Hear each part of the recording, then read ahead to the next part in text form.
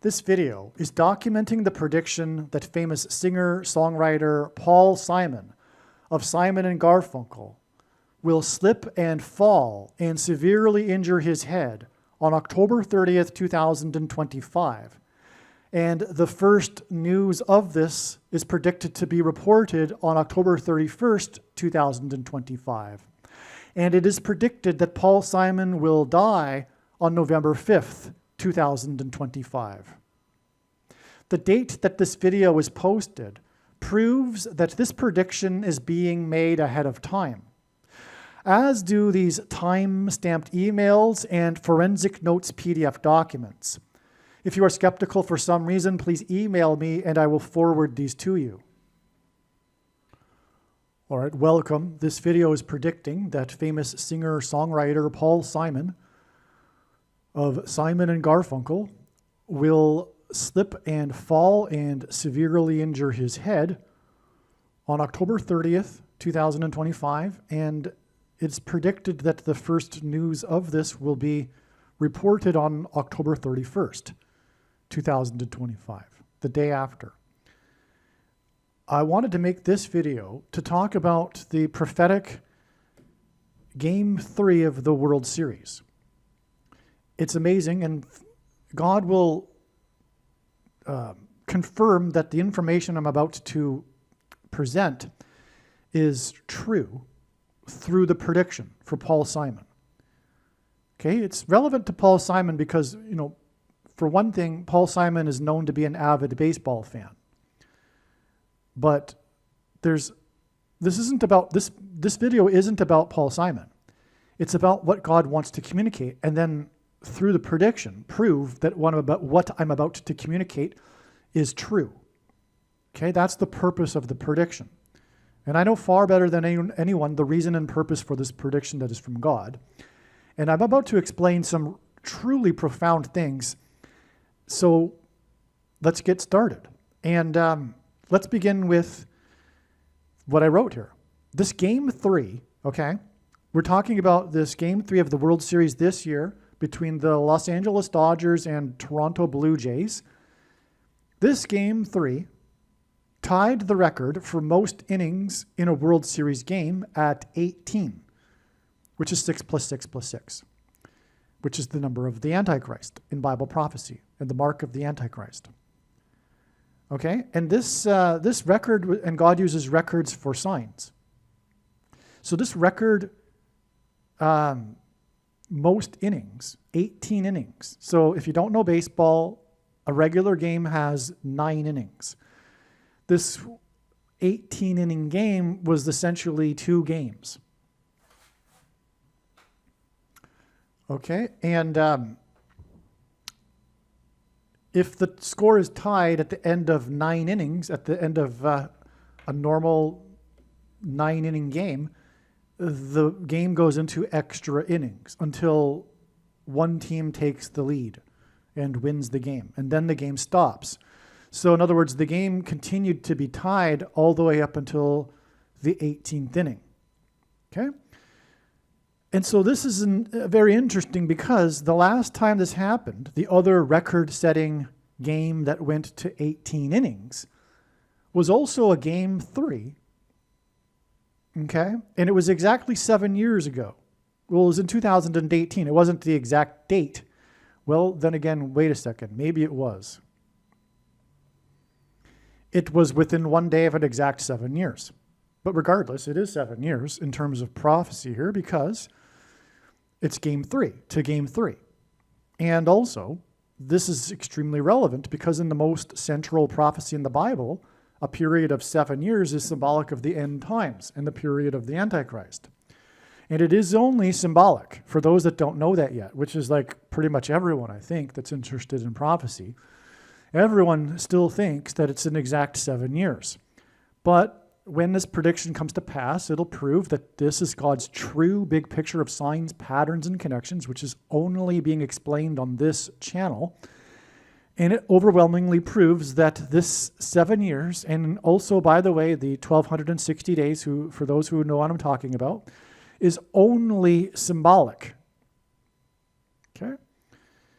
And it already began. We are already inside the 7 years, which began symbolically on January 1st this year, which is why, incidentally, there was 7 plus 7 deaths in the 6 plus 6 plus 6th state in the attack in New Orleans with the truck. And then later in the day, another 7 were injured when the Tesla truck exploded in front of the Trump Hotel in Las Vegas, which is the 6 times 6th state. But that's just scratching the surface of how that's confirmation of the symbolic beginning of the 7 years. But I'm not going to get into that subject any more than I just have, except to say that that was also a Paul Simon sign, because it was a Wednesday morning at 3 a.m. was the timing of the attack. And Paul Simon and Garfunkel's first album was Wednesday morning, 3 a.m. But for the relevance of all of that, I also explained countless other times in other videos. And also, when the prediction comes to pass, the wise person will recognize that they need to watch every minute of every video on this channel. Okay, that's why I won't repeat everything every time. So, we have these two record-setting games. But the thing about them, too, is that they were both played in Los Angeles. And there are 2 baseball teams in Los Angeles, but they were both played in the Los Angeles Dodgers Stadium, exactly 7 years apart. And that's because God is using Los Angeles to hint at fallen angels, which is, of course, relevant to the end times in the book of Revelation, which is essentially a time in which the demonic realm collides with the earthly realm. Okay? So, now, what's also a parallel is that both of the games were won after 18 innings with a walk-off home run in the bottom of the 18th by Los Angeles. A walk-off home run is when a player hits a home run to end the game. Okay, it means that the game is over because the game doesn't need to continue anymore. The team has just won in the bottom of the inning of the last inning of the game. In this case, it was the 18th inning. Okay, so both games were won in dramatic home run fashion. Okay, both were walk-off home runs, and they were solo home runs as well, both of them. 7 years apart, and both in Los Angeles. Both record-setting 18 innings, okay? And that's because, as I'm explaining here, which is why I wanted to make this video, because it's giving me an opportunity to explain at least a small part of the extremely prophetic 2018 World Series, which I made a video about afterwards back then, but that's long lost. So this information is not on the internet anymore. And I'm not even going to explain it all, but at least I get to explain some of it. So the hero of and I'll explain why the 2018 World Series was particularly extremely prophetic. And so here we go. So the hero of the 2018 World Series, the player that hit the home run to end the game, was player number 13. And the hero this year that hit the home run to end the game after an exhausting 18 innings was player number 5. 13 plus 5 equals 18. And again, the game went to 18 innings in both years. And the first of these 2 instances was in the year 2018. And again, 18 is 6 plus 6 plus 6, which is the prophetic significance here. The name of the hero of this year is Freeman. The hero in 2018 had what the media called a Cinderella story, and the game went past midnight, the first time that a World Series game went past midnight, local time. All right, and that's saying something too, because the game starts early because it's on the West Coast and it's a World Series game, so it has to start early so the East Coast audience can watch the game. So that the fact that it went past midnight is exceptional, but of course it went 18 innings, so you get the idea here. But the prophetic significance of this is twofold. One, it confirms the Cinderella story, or I should say vice versa. The Cinderella story confirms the significance of the game going past midnight, the first time this had happened in a World Series. Well, at least I guess on the West Coast? Well, whatever. Okay, so anyway. So the reason why it was a Cinderella story is because the player at the time was a rags to riches story. From what I recall, it was a long time ago, but the prior year or even earlier in that season, he was in the minor leagues and, trying to get to the majors. And it's not like he was a young guy and a rookie or something. He was just a guy that wasn't really making it in the majors or something. He was in the minor leagues, okay? Not a fresh out of college player. So he was a rags to riches. He arrived at the Dodgers on a really low salary, and he ended up being the hero of the game. So it was like a rags to riches story, which is why the media called it a Cinderella story. But of course, in the story Cinderella, it's all about the clock ticking midnight, which also was the case with this game. But the reason for that is because of, in the Bible, Jesus speaking about the midnight cry at the time of the rapture. And the rapture is a rescue of God's faithful who will be freed from the persecution from the Antichrist and Satan. That's why Freeman hit the home run this year after midnight. 7 years after the game winning home run after midnight by the man that was a Cinderella story. Okay. The faithful of God's will be rescued from the mark of the Antichrist, which is symbolized by 666 in Bible prophecy, and will be rescued from fallen angels, as in Los Angeles. And then they will celebrate victory in heaven. And so that's what happened after these 2 game-winning home runs. The home stadium erupted into a celebration with their victory, especially after the long, exhausting 18 innings. It was quite the celebration, as you could imagine, if they were still not too tired to celebrate. Okay.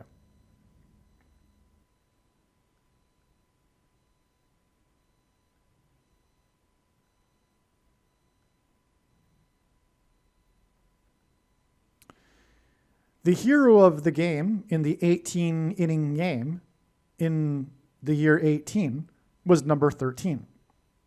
This hints at Revelation 13:18, which is the passage regarding the mark of the Antichrist in which the number 666 occurs. Okay, so again, he was number 13. It was the year 18, but it was also the record setting at the time, 18-inning game. And it still is the record, it's just now been tied. Again, 18 equals 6 plus 6 plus 6 as well. But anyway, this hints at Revelation 13:18 because he was player number 13. And the reason why this hints at Revelation 13 is because of what I mentioned and explained, the Cinderella story and the game going past midnight. And then the midnight cry. Well, actually, the cry went out in the stadium once he hit the home run. It was a cry of celebration. All right, but it was a midnight cry actually. Okay, forgot that part. So, and again, Jesus talks about this midnight cry in context of the rapture, which is what the Cinderella story and the midnight thing is all about in the game. So that's why this is relevant. The fact that his number is 13 and the number 18 occurs here is because it really does hint at Revelation 13:18. Now, this player number 13 is still playing with the Dodgers 7 years later. And I had thought about how uncanny that is. Normally, Major League Baseball players don't stay with a team that long. And also, normally after a team has some success in a World Series, it's not long before that team completely changes because of economics. To keep the star players around costs money, and that's why teams don't really, have dynasties in baseball, because they just move around where they get paid the most. Okay, and so it's really quite, and also baseball careers don't last that long. You got to be really good to be around for that long. Furthermore, if we recall, he began with a Cinderella story. He wasn't doing well. He was in the minor leagues. But now he's been around for 7 years, which further adds actually to the Cinderella story. The fact that he's around 7 years later for this other 18-inning game, which was a parallel with his game. But that's more contribution to the Cinderella story. And as I've been following the Lord's signs, including the LA Dodgers signs, he uses the Los Angeles Dodgers a lot, for many good reasons. I had been, each time I see this player, his name is Muncy, each time I see him involved in some prophetic play or something, I'm like, wow, this guy's still around with the Dodgers. I'm sure he's the only player that's still with the Dodgers from the 2018 Dodgers team. But which is a coincidence, because the reason for this is exactly what I'm talking about right now.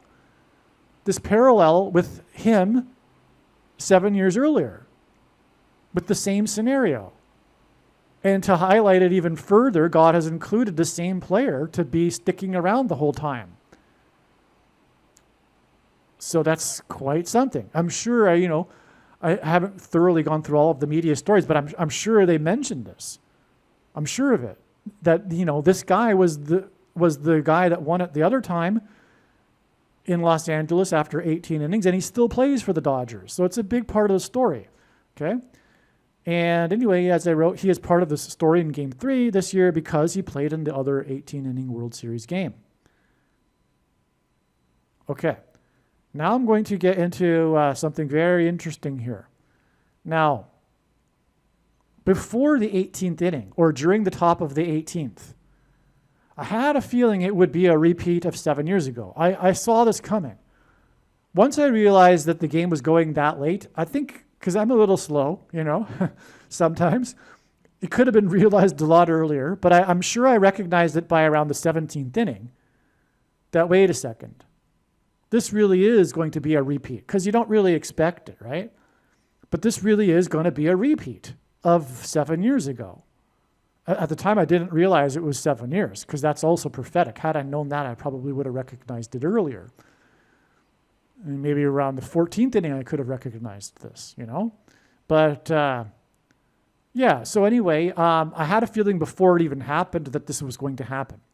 I had a feeling this was going to happen before it happened. And then it happened, okay? Okay, so, and again, I've explained what happened. It was the parallel between the two games, okay? So the 2018 Game 3 was the number 13, who was the Cinderella story, hit the home run past midnight, which was all symbolism for the rapture. By the way, this is the first email that I'm writing here, October 27th. This other email that was just reading, October 28th, okay? It's before October 30th and the prediction for Paul Simon and him falling and severely injuring his head, which will be reported on the 31st. Now, all right, so we have that established already. Now, here's the thing. This Game 3 in 2025 went for 6 hours and 30 minutes. This isn't the only time God has used a very important prophetic sign that lasted for 6 hours and 30 minutes. This first instance that I know of was way back in 2000 and maybe it was 18 actually. If not, it was 19. But anyway, there was a plane, actually it was departing Los Angeles, that's right, and returned 3 times to the airport for 3 separate mechanical issues. And from what I recall, it was Flight 33, and it was an Airbus 330, and yeah, so it returned 3 times for 3 separate mechanical issues. But it spent a total of 6 hours and 30 minutes in the air. The passengers on the plane were, of course, frustrated, and then they finally had to deboard the plane after 6 hours and 30 minutes. But that's because it's equivalent to 390 minutes, which is the word in the Greek concordance for return, which is why they returned 3 times. Okay, for 3 separate mechanical issues. The whole story was about how the plane kept returning. Okay, so there was more to that story. The name of the plane, because it was Hawaiian Airlines, and they name all of their planes, and the name of the plane was after, I think, the star Sirius, which is the brightest star in the sky, but in the Hawaiian name for that star, which is the star that symbolizes the Messiah. But that's what we're getting at, because this instance of the word that is in the Greek concordance for return in Greek was used by the Apostle James when he quoted Amos 9:11, which regards the return of the Lord to rebuild his temple. So anyway, that's not the only instance of the 6 hours and 30 minutes being the sign. The amount of time is the sign itself, and it equaling 390 minutes, okay? Okay, so I gave you one example of that. Now, we're talking about the Lord's return, which is, of course, what the signs are for, revealing the timing of the Lord. And for those that have the misinterpretation and mistranslation of Matthew 24:36, no one knows the day or hour, the most quoted verse in the Bible, when this prediction comes to pass, it'll prove that you are wrong. Yes, it's true. No, there's no debate. There's no arguing. There's no discussion at all, period. End of discussion. You're wrong. You have a wrong interpretation of that passage. And I know I'm speaking to like 99.9% of quote-unquote Christians that use this passage as an excuse to not watch something that Jesus commanded. For instance, in Revelation 3:3, speaking of Flight 33 that returned 3 times, the timing of the return of the Lord, in Revelation 3:3, Jesus says to those, "So, for if you do not watch, you will not know at the hour at which I will return. Therefore, if you do watch, you will know the hour," obviously. But that's not the only example that flatly contradicts your interpretation. There are many, many other passages that contradict it. Furthermore, why in the world would we be watching? For what? It's obviously to watch for the timing of the Lord. And for those that are like in between, you want your cake and eat it too, who say, well, we can know the season, but we can't know the day or the hour. Hogwash. Malarkey. And you're only having that position because you're still tied to the heretical doctrine of imminence, which is a false doctrine from Satan. The doctrine of imminence is false. There's so many contradictions. So I don't want to get into that. I don't want to make this video about theology or doctrine.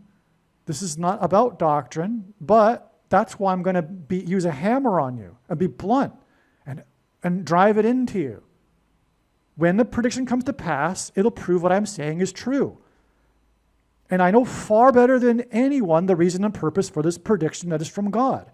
To not appreciate that is to miss entirely the point of this prediction, this video and video channel. You might as well turn off the channel if you don't appreciate this. You are wasting your time. You do not get it. Okay? This prediction is not for you to go, oh, cool, neat. You were able to know this ahead of time. That's pretty interesting. No, that's not the purpose of the prediction. It is possible to know the timing of the Lord's return. Furthermore, Amos 3:8, the Lord does nothing without his servants first knowing what he's doing. And also, we have the examples in the Bible of God's servants knowing the precise timing of the impending judgment. For example, Noah, which is why right after Jesus mentioned no one knows the day or the hour, but it's not translated correctly, he gets into a parenthesis and talks about Noah. And what do parentheses mean? It means that there's a thing that's contradicting what was just said. It's like related to what was just said. That's what a parenthesis is. Okay? And Noah knew the timing of the Lord's return. But the truth is, actually, to be fair, the Lord purposely hid the knowability of the timing. Okay? It's for the purpose of fooling people that don't want to watch. He purposefully camouflaged it so that you would, if you wanted to, buy into the false doctrine of imminence. That's actually the truth of what's going on. And also to give you pastors, which Jesus forbid.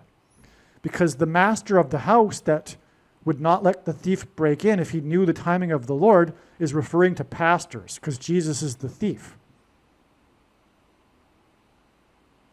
And that's why if you talk about anything regarding the timing of the Lord inside a alpha male dominated so-called church where the guy gets up on stage for about 45 minutes and performs and gets paid, if you're in one of those settings and you talk about anything related to this, you'll be immediately escorted out of the church. It's like the worst thing you can possibly do is talk about how the doctrine of imminence is not true. But you wouldn't even talk about, you just even say something about a prophetic sign. If you ask the average quote-unquote Christian if they could name one prophetic sign, even though Jesus commanded them to watch, they wouldn't even understand the question. They would be like, what are you talking about? That's how lost they are. They are the sleeping bridesmaids, which Jesus warned, and in that passage, incidentally, he commands to watch. The sleeping bridesmaids were not watching. They didn't know the timing of the Lord. They didn't have enough oil because of it, which is the case with a lot of quote-unquote Christians. Now, the 5 that were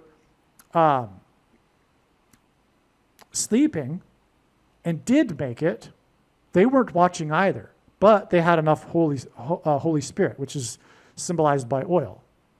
So none of the 10 bridesmaids were watching, but some made it anyway, which is going to happen with the rapture. There'll be people that have no idea about any kind of prophetic signs that will make the rapture. And according to the parable, it's 50%, but I suspect it could very well be far less than that of quote-unquote Christians, far less than that. It's just a metaphor. But at least 50%, you could say. I'm sure it's probably more, but that's just my opinion. Are not going to make the rapture, and it's because they're sleeping, and it's because of the false doctrine of imminence. That's a big part of it. You cannot understate that. It really does matter. The reason for knowing is to keep you awake. There's a purpose for watching. It's not just for, oh, cool, neat, God's doing these prophetic signs. But I don't really need to know about it. I just love God. I just love Jesus. I don't really need to know about these prophetic signs. That's cool, you got something going on here in this video, but I'm not going to take it into my memory. I'm not going to remember it 5 minutes later. I'm just going to go about my day and, read the Bible a little bit, whatever you want to do, but I'm not going to really think about it at all.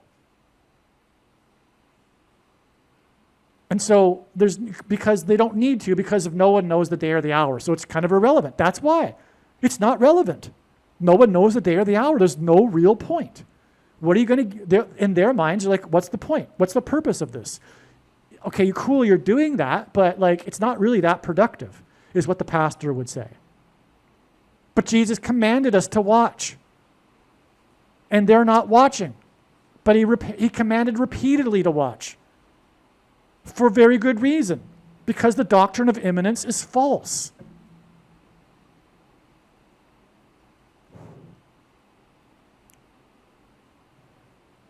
Anyway, when you ask them for the one prophetic sign, they don't even recognize the obvious one, which is the Star of Bethlehem. But what was the Star of Bethlehem? It was a sign for who? Who recognized it? Because it was a sign, right? And it wasn't for everyone. It was for the wise men. And they knew the timing through this sign of the Lord's first coming. And when they arrived to Jerusalem, King Herod and everyone were like, what are you talking about? What sign? We didn't see it. They didn't see it because it was there, but they didn't recognize it. It was in the night sky. They simply didn't recognize it. Why? Because they weren't interested in this sort of thing. They weren't interested in prophecy. They weren't interested in the Bible, in other words, because 1/3 of the Bible is prophecy. And the Christian tradition is a prophetic tradition. Revelation 19:10, the testimony of Jesus is the spirit of prophecy. But yet they weren't interested in prophecy. and neither are they today. But if we think about it logically, if there was a sign for the wise men who were watching to recognize for the precise timing of the first coming, wouldn't it be logical that there would be a sign for the people watching, the servants, that God does nothing without telling them first about the timing, including the precise timing, not just the quote-unquote season of the Lord's return? Well, of course there would be. In fact, it's not just one sign, it's thousands of signs, which literally the vast majority have been missed, including by the supposed watchers, for a couple of big reasons. One, they're not watching enough because they are on the fence. They still don't really believe that it's that important, because no one knows the day or the hour anyway. We know the season, and so now that we know the season, we don't really need to pay attention to the details. That's pretty much where most quote-unquote watchers or people that are interested are. They're like, it's somewhat interesting, but I'm like focused on my other Christian stuff because, well, we already know the season and it's going to be soon. We don't really need to pay attention to the details. It would only be by someone who knows that the doctrine of imminence is from Satan that God would be able to reveal his true big picture of signs, patterns, and connections, which is only being explained on this channel. Because how many people do you know that think that the precise timing of the Lord is possible? Even the watchers, quote unquote, don't know that or think or believe that. And so they're half interested. At least they're half interested. The vast majority of Christians are not really interested at all. But another reason why the majority of the signs aren't recognized is that the full intended meaning of all of the prophetic signs cannot be fully or properly understood without their context and connections with the other prophetic signs, which is only being explained on this channel. That's right. When they see these signs, if they see them, they don't really know what to make of it. They don't understand them because they don't know the context. For example, the other signs that occurred on the same date, but also how they connect to other signs. And it is only through these connections and patterns that God is able to tell these extremely important stories that have the extremely important information and knowledge that everyone needs to know that is only being explained on this channel. It's through the connections and the full intended meaning of the signs. Like, for example, I'm explaining in this video.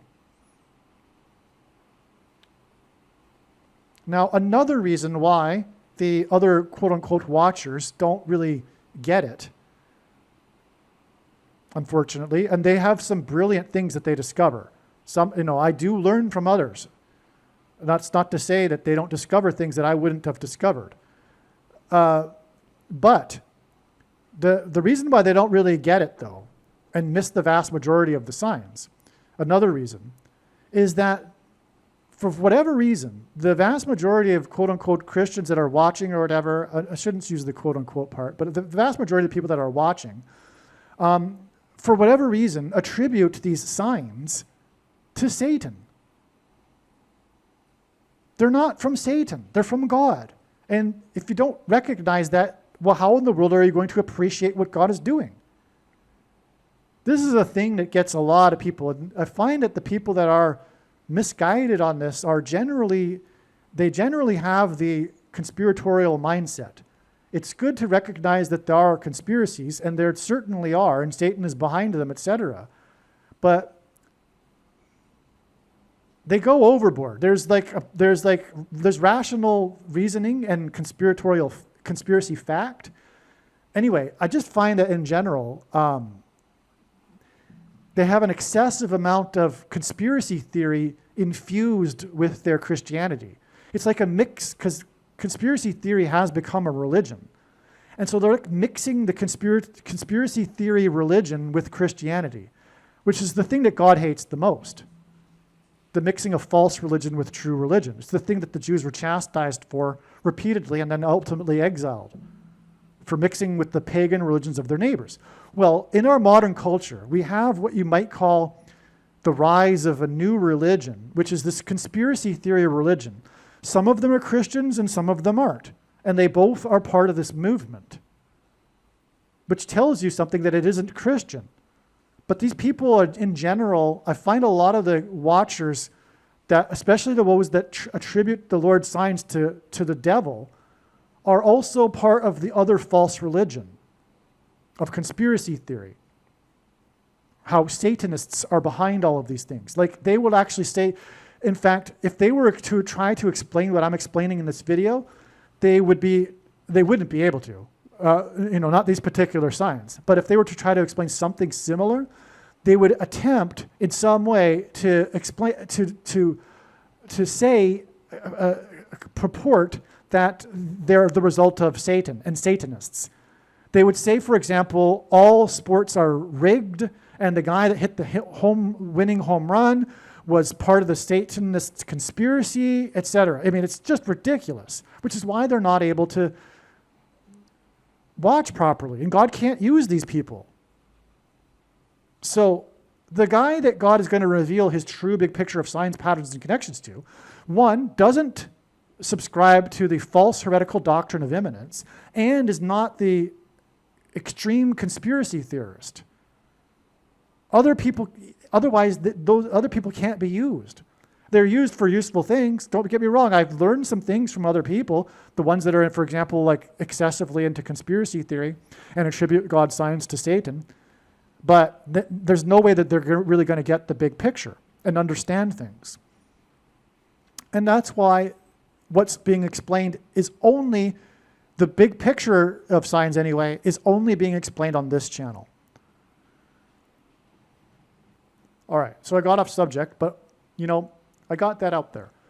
And I got it into a video that will have a prediction for Paul Simon, and so theoretically it should be watched by many people, and hopefully this will help many people that are, for example, attributing God's signs to Satan and are therefore not able to really recognize what's going on. Now,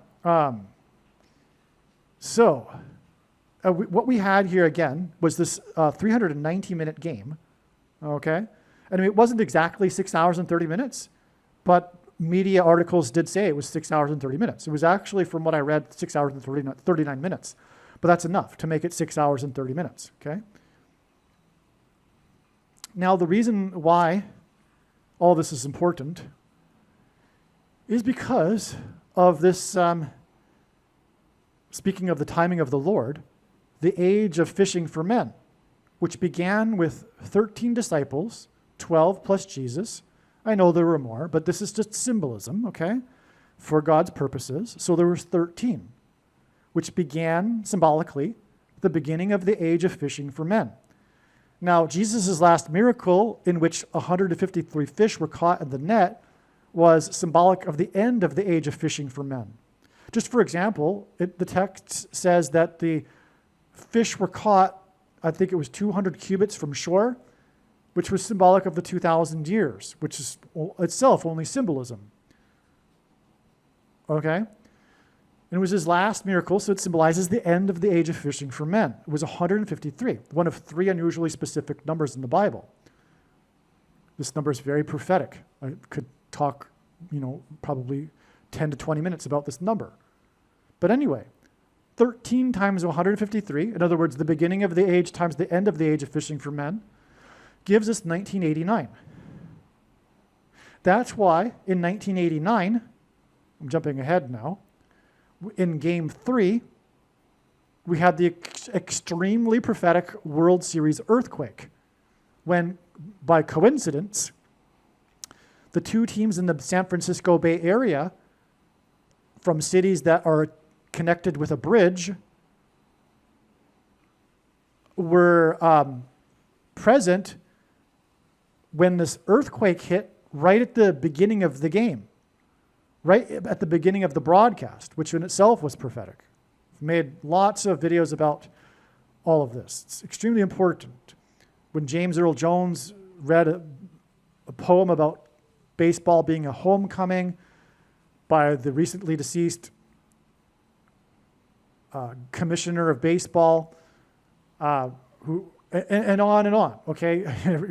I almost went off on a tangent. I mean, like, I could talk to you literally for over an hour about the 1989 World Series earthquake. Now, but it was by coincidence, okay? Now that these two teams were playing at that time. So in other words, also, the whole world watched this earthquake live and the reactions in the stadium and all of this and the broadcasters. And what it did, though, one of the more well-known incidents of destruction it incurred was the collapse of the Bay Bridge that connected the two cities, which was symbolic of the bridge that is between man and God, Jesus. The earthquake struck just 10 miles outside of Santa Cruz, California, in the Santa Cruz Mountains. And Santa Cruz is Spanish for Holy Cross, as in the bridge. Now, there's lots more to that, like I'm saying. Now, so the thing is the reason why that occurred in 1989 is exactly what I'm saying. Because when asked by the disciples for the signs of his return, Jesus replied with earthquake signs. Well, this is the ultimate earthquake sign in the league of 9/11. And it is like 9/11 in the sense that it's a coincidence that more people didn't die. In other words, it was designed by God out of God's mercy. Because the earthquake occurred during rush hour, but because the two teams from the Bay Area were in the World Series, no one was on the highway. They were all in front of TV sets. And as a result, not that many people died. It would have been otherwise much more. Likewise, had the events of 9/11 occurred like 20 minutes later, far more people would have been in the World Trade Centers, arriving for work. Okay. So, anyway, but it was 1989. Now, the reason the 1989 World Series earthquake hints at the 13 disciples times the 153 fish, like I explained. That's why the earthquake in 1989 during Game 3. By the way, it was the World Series. I mean, how did the baseball championship get named World Series? Think about that. How did that even happen? Well, it was designed by God. And partly it's for this. In 9/11, we had the World Trade Center, and in the 1989, we had the World Series earthquake. It's judgment on the world that's coming. Primarily America first, though, God's Gentile nation, because the judgment is commensurate with the amount of light and blessings a nation received.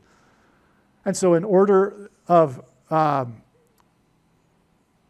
in the order of God's interest in terms of judgment, first is America, and next are the English-speaking countries, and after that are other West European countries, and then after that are other nominal Christian countries, like Catholic countries, which aren't really Christian, but kind of. But anyway, okay. So we have the 1989 years, and we have the 1989 World Series earthquake. Well, Jesus began his ministry in 29 AD, and we know that from the Gospel of Luke. It's not a controversy. It's not a speculation. Okay? It says right in the Gospel that Jesus' ministry began in the 15th year of Tiberius, and we know from history that Tiberius began his reign in 14 AD. So 14 plus 15 is 29 AD. Now, that's why when we add 1989 to 29 AD, we get 2018. That's why the 2018 World Series was so extremely prophetic. It was symbolic of the end of the age of fishing for men, because it was 1989 years after 29 AD. And 1989 is why the earthquake occurred in during the World Series 29 years before 2018. In other words, this Game 3, the Cinderella story and the rapture sign in Game 3 in 2018 that I've already explained, was the 29th anniversary of the 1989 World Series earthquake, which was also in California, by the way. All three of these Game 3s we are talking about in this video are all in California.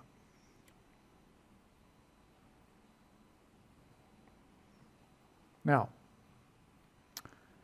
okay, so that's why, now, there were so many parallels also with the 1989 World Series. For example, the 2018 World Series opened with James Taylor singing the national anthem in Boston. Well, the opening of the broadcast of Game 3, the ABC network played the song Hello, Old Friend by James Taylor, which was itself symbolism or a hint at, because it came right after James Earl Jones read the poem about baseball being a homecoming. And the homecoming, of course, is referring to Jesus, the second coming. That's why the song after that was Hello, Old Friend by James Taylor, which is why the 2018 World Series, 29 years later, began with James Taylor. And on and on. There's like so much to the 2018 World Series, but I'll just end it like on that note for now. Okay, and again, 2018 was 29 years after the 1989 Game 3 World Series earthquake, because Jesus' ministry began in 29 AD and began with 13 disciples, and 13 times 153 is 1989 years, which gets us to 2018. Now, in Bible prophecy, in the most central prophecy, is a symbolic 7 years. And this year was 7 years. And this Game 3 was 7 years after the Game 3 in 2018. And both of them, as I just explained, had these parallels with the 18 innings and all of that, and the home run that ended the game, etc. Okay?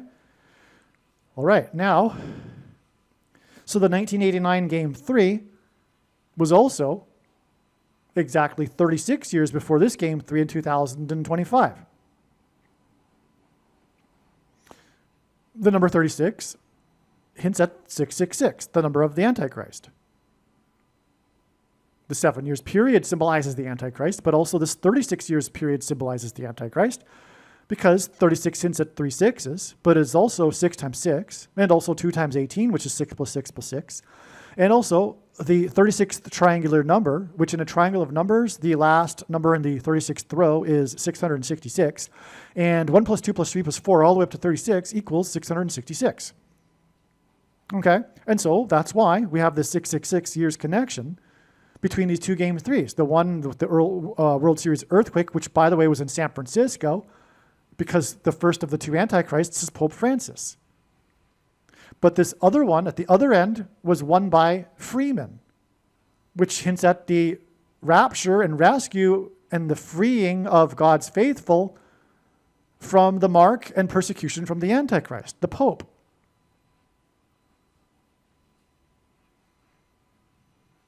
And again, it all is about the mark of the Antichrist, because number 13 hit the winning home run and the 18 inning game in the year 18 because of Revelation 13:18, which is about 666.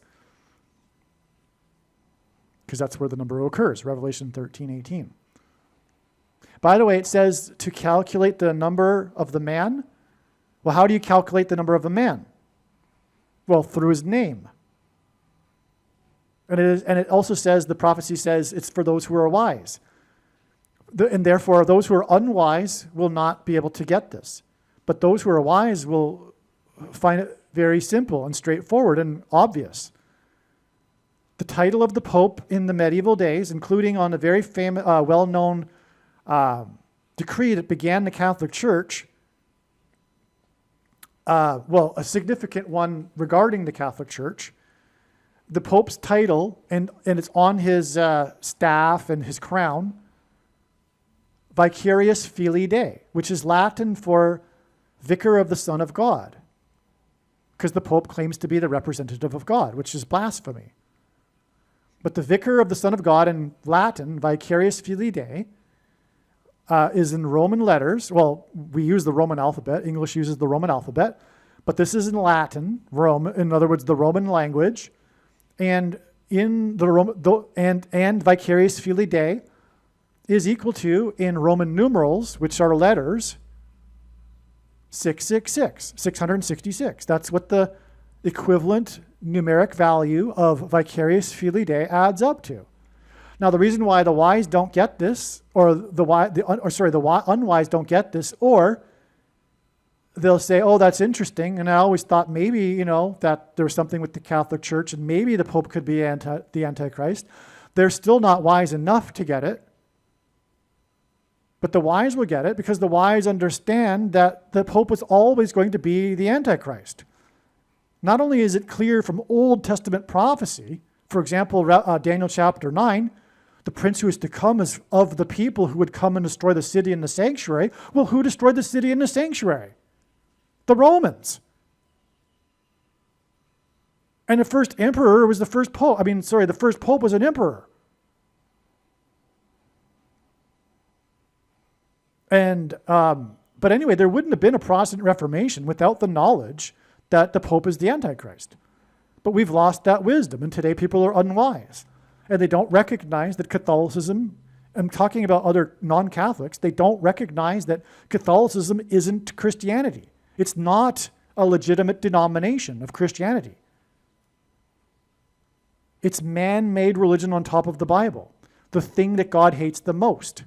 As again, the Jews did this, they mixed their true religion with the pagan religion of their neighbors, which is what Catholics do.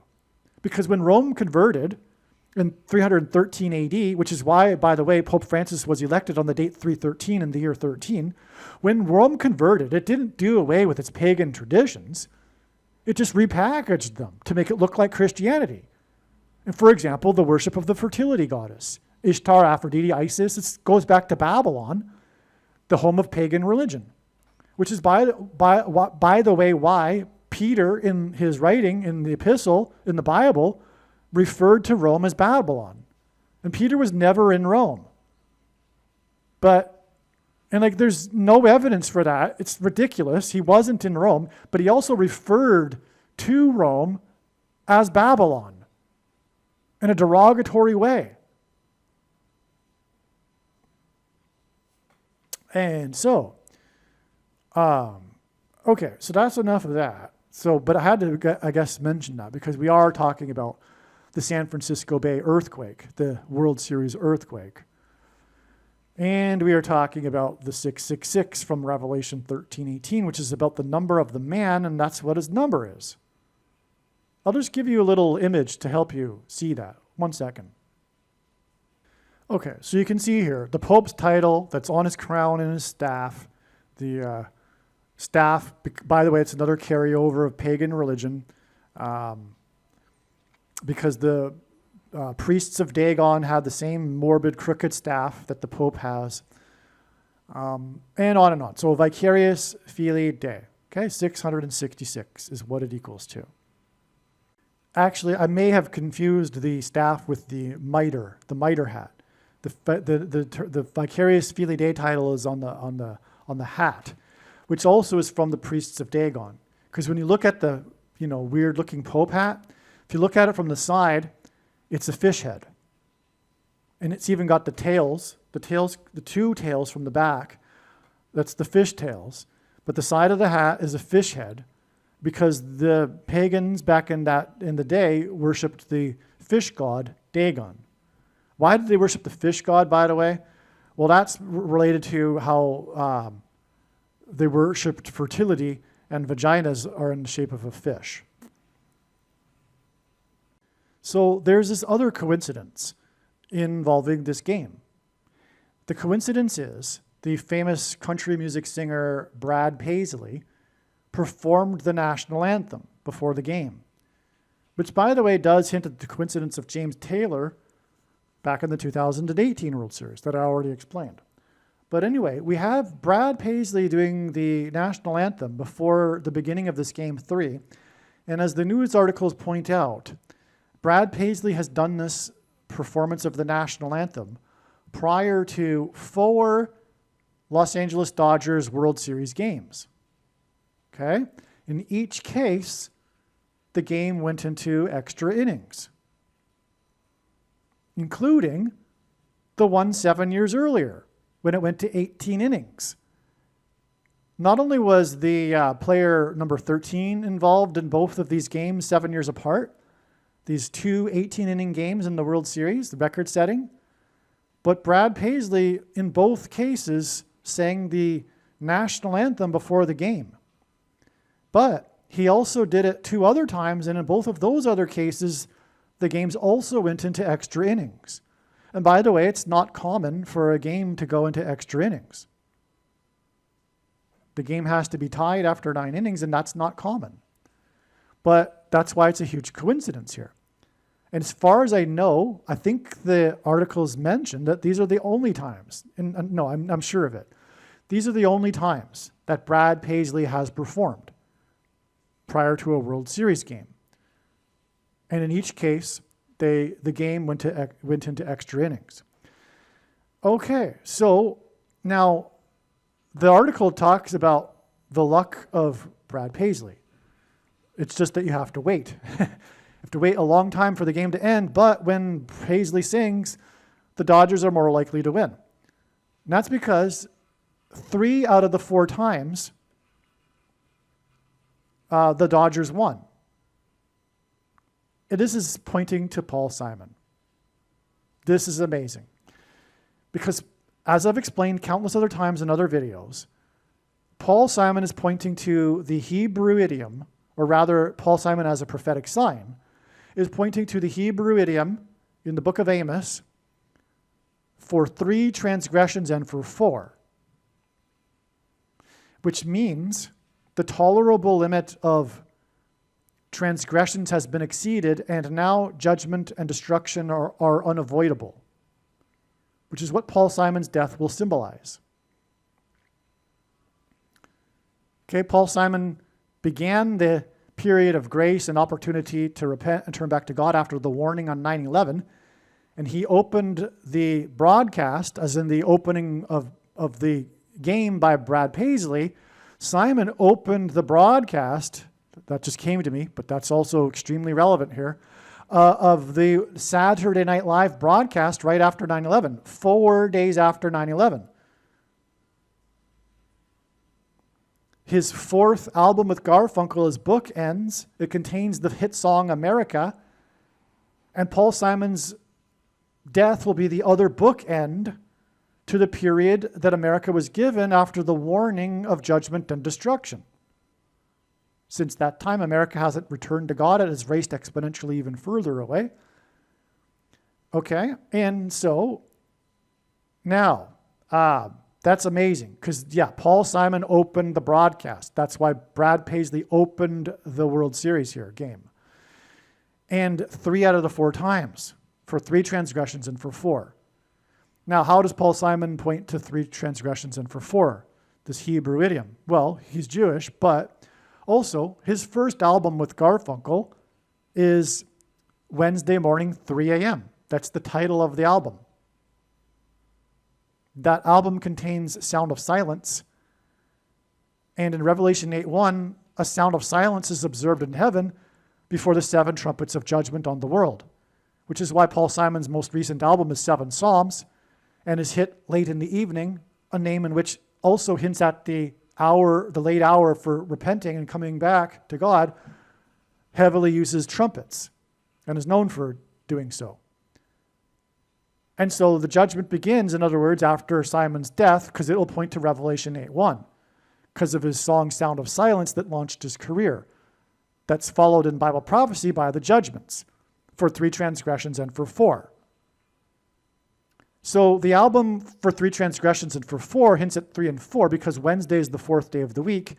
And in ancient Israel, the 3 a.m. was the beginning of the 4th watch for 3 transgressions and for 4 in the book of Amos, in the 1st chapter, which has 15 verses, which is why Paul Simon's prophetic dream, in which a voice instructed him to make his most recent album 7 Psalms and to name it 7 Psalms, occurred on the date 115, as in Amos chapter 1 with 15 verses, in which the Hebrew idiom for 3 transgressions and for 4 is repeated. The first agent to sign Simon and Garfunkel before their first album was Wally Amos, who lured them into his office through a gift of cookies.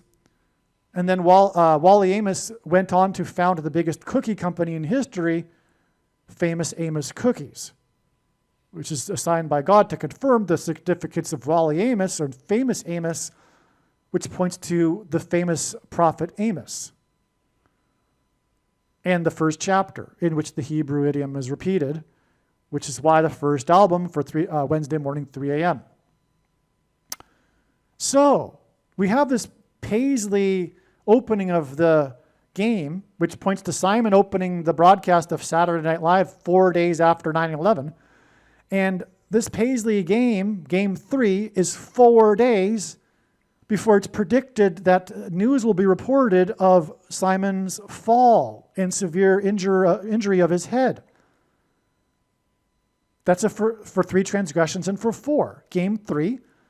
But also Paisley has performed 4 World Series games.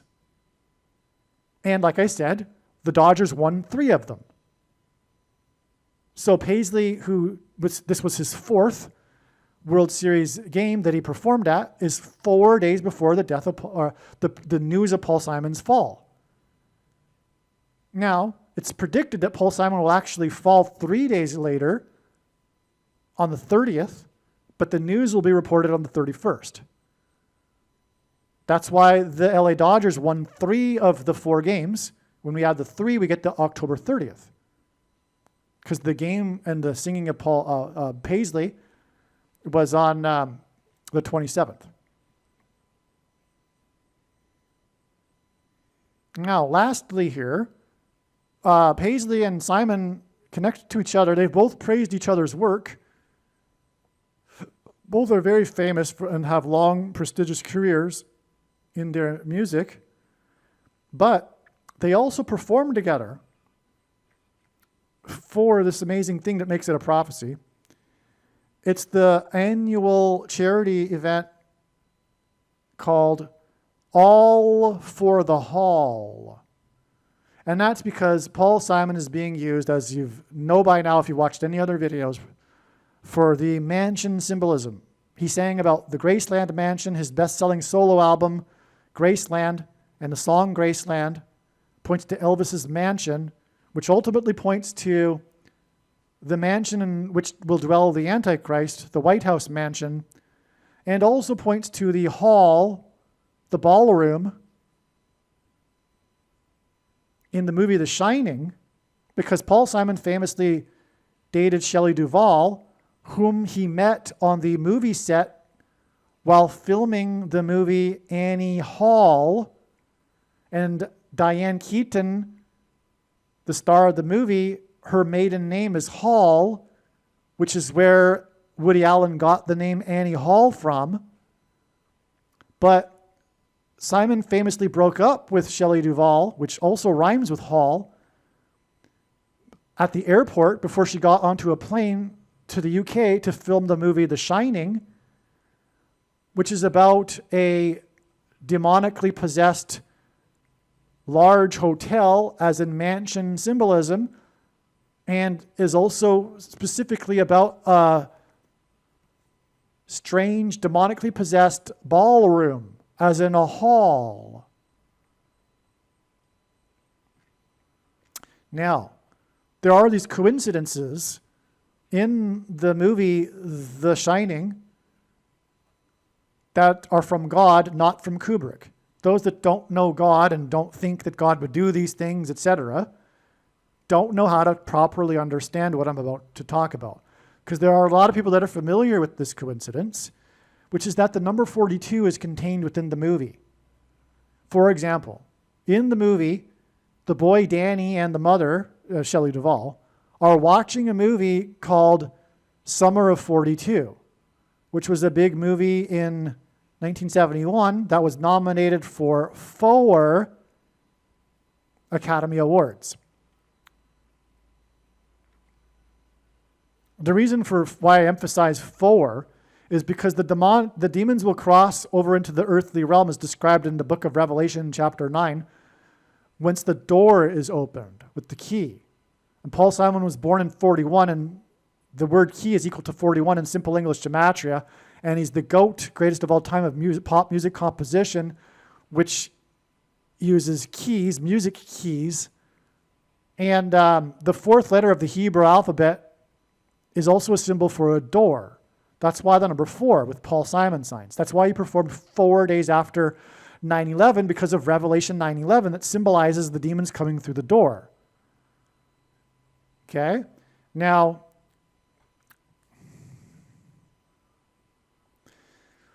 the movie Summer of 42 was not put into the movie by Kubrick so that he could play a neat little coincidence game for people involving the number 42. No, he chose that movie because of its theme of child sex abuse. Because in the movie, there is this theme of child abuse. Okay? That's the reason for the movie Summer of 42. Now, did Kubrick put the other 42s in the movie because of the movie Summer of 42? Well, no.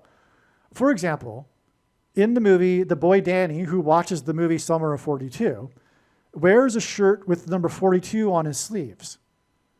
But from what I have read, the crew responsible for the clothing of Danny just brought a pile of clothes to the movie set, accumulated a large pile of clothes, and they just selected from the pile. Like, I've read, for example, that they didn't select a sweater with the Apollo 11 on it because of the room number 237 and the moon being 237 miles away from Earth. That's a coincidence. Like, I've read the people who did that were responsible for the sweater saying, no, that's just a coincidence. We didn't plan that. And why can't we attribute it to God? Why do these people have to say, well, why do they have to say, no, they're lying? Why would they lie? No, it was from God. Why is it always a conspiracy? The Satanists are doing it. Give it a rest. It's from God. Okay? Now also, the room 237, when we times the numbers, 2 times 3 times 7 equals 42. And the room 237 is not because it equals 42. I've read about the history about that, and the hotel had, the Kubrick originally wanted to have the room 137, but the hotel objected because they had a 137 in the hotel, but they didn't have a 237. And in retrospect, they should have, because it would have brought the hotel more fame. But they were reluctant. They were uneasy about the idea of having this, horror room named after one of the rooms in their hotel. So Kubrick changed it from 137 to 237. It's not because it times the 40. It makes it. It's not because of an equation equals 42. Also, at the beginning of the movie, we have a image of the hotel from the outside, and people have counted the number of cars in the parking lot, 42. That's not by Kubrick. That's just a coincidence. And how do we know that? Because the other examples clearly aren't. Okay, so if the other examples clearly aren't designed by Kubrick, then why would the 42 cars be? Okay? So, it's from God. Now, why is this from God? Now, even if Kubrick did do the 42s, it's still from God.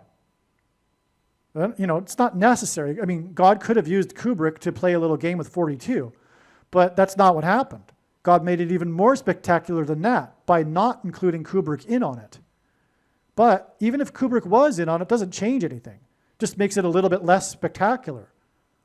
But what it all points to is the hall in the Mansion Hotel that was used by the Nazis to officially formulate the final solution for the Jews.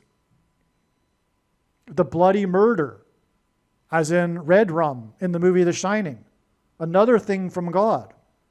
The bloody murder of the final solution is the reason for the 42, because of the conference in the hall in the mansion that is a hotel, or was a hotel, I don't know if it still is, that the Nazis used, which, by the way, was used because the hotel is an overlook of the lake, and the name of the hotel in the movie is the Overlook Hotel.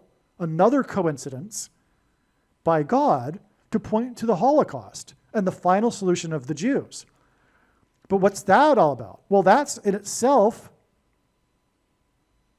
a hint at Bible prophecy, which talks about the Antichrist, whom Hitler is a type for, who will persecute true Christians and Jews in the final days when there will be another Holocaust, a genocide, a politicide of the political left, of their arch enemies, true conservatives and true Christians. And I say true because there will be many quote-unquote Christians that are on the wrong side. And even, supposed conservatives too. But that's the reason for all of this. Now, what's all this really going on here too is that the Graceland song about the mansion, which now we know points to the Holocaust through the movie The Shining, a movie about demonic possession. And that's why, again, Annie Hall and Shelley Duvall and the performance here with Simon and Paisley, in which they riffed with each other and I believe sang Homeward Bound together at this concert. It's called All for the Hall. That's amazing. All for the Hall. And I just learned this today, and I realize, and I say that with emphasis in my voice because I've known for a long time that God is using Paul Simon for hall symbolism because of The Shining and now the Ballroom Hall, but also the mansion, the Graceland Mansion and the White House Mansion. But in the last couple of weeks, it's come to the realization that this is not only about The Shining, which has been known for a long time, Paul Simon and the movie The Shining through Shelley Duvall, but the Ballroom Hall specifically, which, by the way, is the reason for the recent stories about Trump's ballroom at the White House. Okay? But so we have also it all pointing back to the hall that was used by the Nazis for the final solution. Now, it's all about the demonic possession of people through brainwaves, which is why Paul Simon will injure his head. It'll point to this. The first lyric, the symbolic beginning of the song of Graceland, and by the way, centuries ago, before the invention of titles, believe it or not, there was a time when that was prior to the invention of titles. Literary and music compositions, literary documents were titled by the first line of the piece or the composition. It's called an incipit. The incipit for the song Graceland is the Mississippi, and by the way, the most famous incipit of history is, "It was a dark and stormy night," which, by the way, God has used for a prophetic sign in the past. That's how I know all of this. It was a dark and stormy night. The cliche, right? That's because it was the most famous incipit. Well, the incipit of the song Graceland is, "The Mississippi Delta was shining like a national guitar. It was a dark and stormy night. The Mississippi Delta was shining like a national guitar." Well, what's happening here is that music is frequencies, and people, after they take the mark of the Antichrist and have the components that are in it inside them that migrate to their brains, will then come together and make a sort of transistor that will receive 5G frequencies. That's why all of this is described in the fifth of 7 trumpets in Bible prophecy. The 5G frequencies will trigger the transistors, and that will engender delta brainwaves, which will facilitate demonic possession. And so that's why the Mississippi Delta was shining like a national guitar. because shining hints at the movie The Shining, which is the term for this demonic possession in the movie. God has also backed this up with another second witness, which is John Lennon's and the Beatles' one of their most famous hits, and the first ever alternative rock music song, Tomorrow Never Dies, in which Lennon sings about tuning your brain, and then, I forget the lyrics exactly, tuning your brain, come in, tune out, whatever, and it is not shining, it is not dying, it is shining. That's the song, if you know what I'm talking about now. Maybe that rings a bell. Maybe I should just get the lyrics. But anyway, it's about the shining, and it's about meditation and stuff like this. It's about brain waves. But it's also about not dying. Okay, because, in Lennon's perspective, it's some convoluted thing about reincarnation.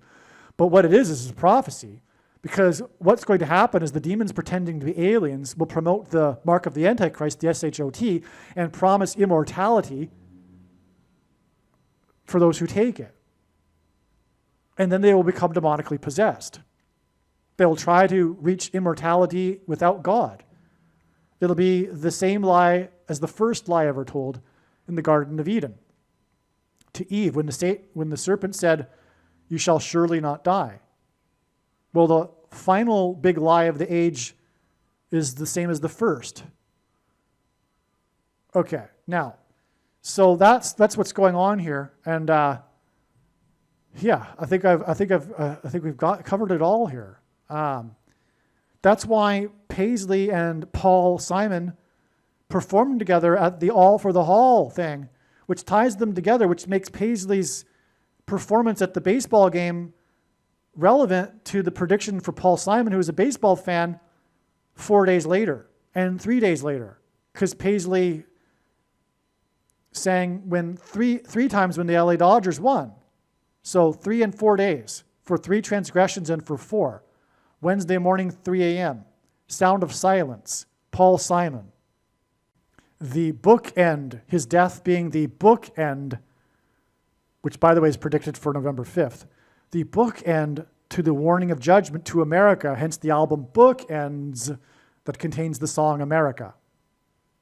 Because when Paul Simon dies, it will be God's sign, his big symbolism, his big symbol that will communicate that the period of opportunity to come back to God is over. And now judgment and destruction are unavoidable, which is what the Hebrew idiom for 3 transgressions and for 4 means. Believe me, I know far better than you how the prediction made in this video was derived. And more importantly, I know far better than you why the righteous Christian God of the Bible has given me a voice through this prediction. If you are a quote-unquote Christian or Muslim, this prediction was not learned through a demon. Be warned that blaspheming the Holy Spirit is the unforgivable sin. If you are a New Ager or New Spirituality person, this prediction was not learned through somehow tapping into the supposed universal collective consciousness.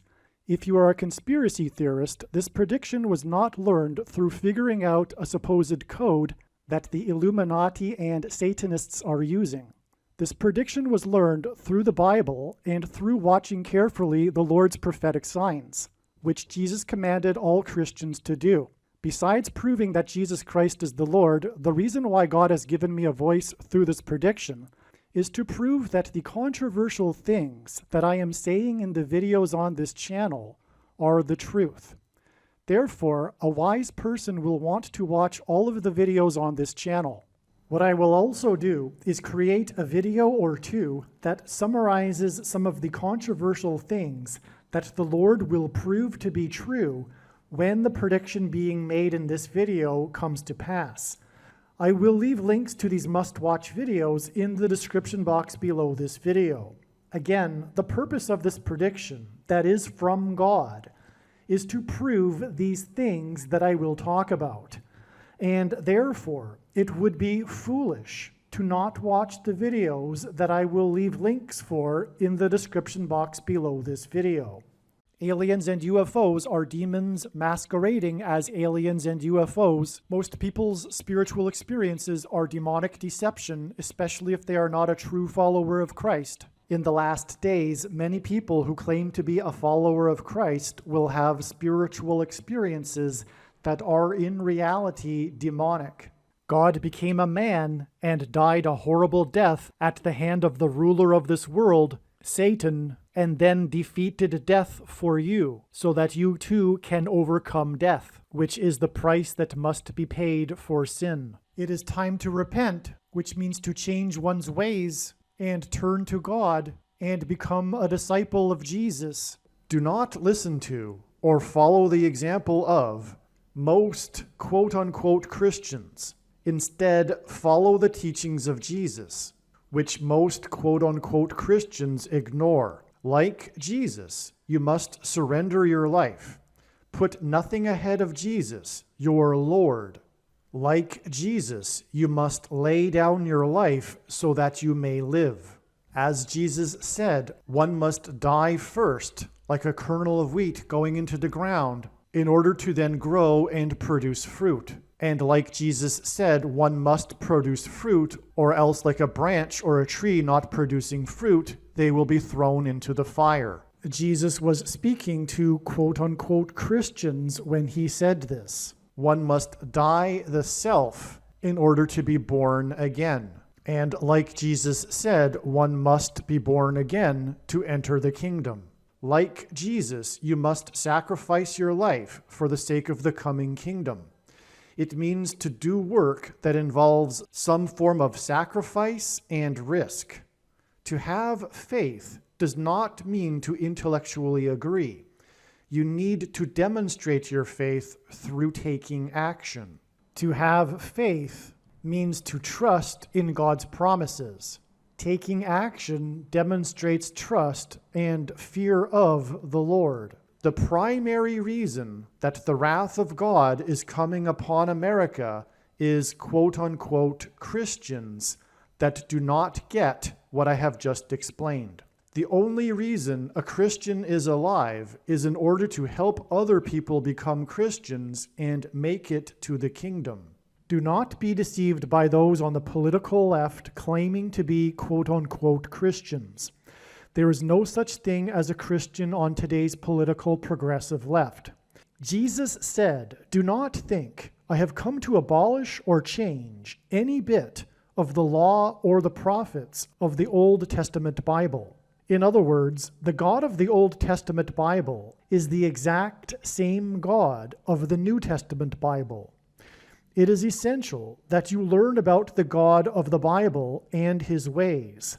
The God of the Old Testament Bible is looking to see who will fear him, and to fear God is not the same thing as quote-unquote revering or honoring God. Through Christ's ransom payment, a Christian is someone who has been redeemed and freed from slavery to sin and Satan. In response, a true Christian recognizes that their life in this world does not belong to them, and they become a willing slave to Jesus for the sake of the kingdom. Please leave a like and upvote the video, and once this prediction has come to pass, share this video with everyone you know, and more. Don't stop sharing it everywhere in social media. And don't only put the link to this video or another video on this channel in comments sections of places you typically visit, but importantly, put the link to the video in places you never visit, where people who don't think like you visit. If you are a quote-unquote Christian, nothing in terms of an evangelism tool compares to this video with its prediction. It is a massive bag of gold. Beware of Jesus' warning through the quote-unquote Christian that did nothing with his bag of gold and was banished to hell. Also, read Ezekiel chapter 3 and 33 for this same warning. If you think you might be spending too much time watching videos instead of working and sacrificing for the kingdom through handing out flyers and potentially helping hundreds of people in the same length of time as a video, my flyer is filled with amazing information that people need to know right now, and it points people to the video channel. Now is not the time to be handing out typical evangelical tracts that are largely based in error anyway, such as, quote, Jesus loves you, unquote, for example.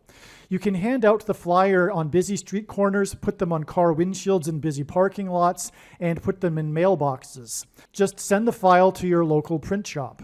You can download the file from the website. Please leave a like and upvote the video, and once this prediction has come to pass, share this video with everyone you know, and more, don't stop sharing it everywhere in social media. It is essential that everyone immediately read the homepage of my website, asteroidprediction.com. If you are watching this on the YouTube platform, please note that not all of the videos are on YouTube. You need to switch to the Odyssey.com or Rumble.com channel, and do it now in case you aren't able to later.